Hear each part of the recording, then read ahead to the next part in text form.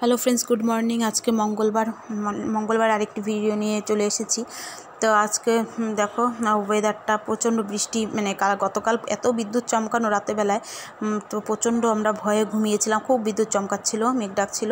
তো ছেলেকে যে স্কুলে পাঠিয়ে দিয়েছি, ওয়েদারটাও প্রচণ্ড খারাপ। আর এই দেখো সকালের তরকারি ভেন্ডি ভাজা, রুটি বসিয়ে দিয়েছি। আর এদিকে কচুর শাক বসিয়েছি। একটু আমাদের মধ্যে আমবাবুচিতে কচুর শাক খেতে হয়, তার জন্য একটু নারিকেল দিয়ে কচুর শাক বসিয়েছি। আর একটা শোলা কচু ছিল, তো ওই নিচে গোড়াটা, তো ওটাকে আমি একটু তরকারি করব, আলু দিয়ে নিরামিষ করে তরকারি করব। আর এই যে ঘ্যাট করব এরপরে, আর আলু দিয়ে একটু ঘ্যাট করব। আর করব, এই যে আপেল সিদ্ধ দিয়ে রেখেছি, আর ছোলা দিয়ে দেবো। ঘ্যাটের মধ্যে একটু ছোলা দিয়েছি, ছোলা ভিজিয়েছিলাম, তো ছোলা ঘ্যাট আর কচুর শাকে দিয়েছি। আর এদিকে দেখো চাল কুমড়া, যেহেতু মেয়েদের কাটতে নেই, তাই ওকে দিয়ে কাটিয়ে রেখেছি, এটাকে একটু বড়া বানাবো।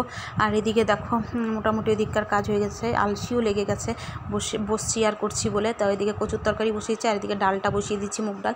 আর এই যে সব আলাদা করে রেখেছি, দুপুর রাতের আলাদা। আর এই যে বড়ার সাইজে কেটে নিয়েছি চাল কুমড়োটাকে, আর কিছুটা চাল কুমড়ো রেখেছি ডালের মধ্যে দিব। আর এই যে চাল ভিজে রেখেছি। আর এদিকে আমার ঘর ঝাড়ু মোছা হয়ে গেছে, ফ্যান চালিয়েছি যাতে শুকিয়ে যায় তাড়াতাড়ি। বৃষ্টি হয়েছে ঠিকই, কিন্তু প্রচণ্ড চিমসা গরম। আর এদিকে আমার রান্নাবান্না কমপ্লিট, পরিষ্কারও করে নিয়েছি। আর একটা দইয়ের রায়তা করেছি, ওটা রাতের বিকালের জন্য। আর কড়াই মাজিনি, কড়াই মাজবো। আর এদিকে এই আমটা হলো আমার কাকি শাশুড়ির গাছের আমটা, প্রচণ্ড মিষ্টি, খেতে খুবই সুন্দর। ছেলেকে যে স্কুল থেকে নিয়ে এসেছি, আমার জাম দিব ওকে খেতে।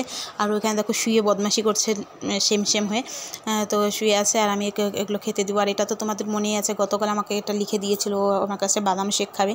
তো গতকাল ম্যাঙ্গো শেক দেওয়ার জন্য বলেছেন না, বাদাম শেক খাবো। তো যাই হোক, ম্যাঙ্গো শেকও খেয়েছিল। তো আজকে ভাবলাম তাই বাদাম শেক করে দিয়ে, যে কাজু বাদাম দুধের মধ্যে দিয়ে দিয়েছি, একটু ঠান্ডা দুধে। আর করেছি, এদিকে চিনি দিয়েছি। আর এই ছোটো ছোটো যে মিষ্টিগুলো খোয়া পাওয়া যায়, সেই খোয়াগুলোকে এর মধ্যে দিয়ে দিয়েছি।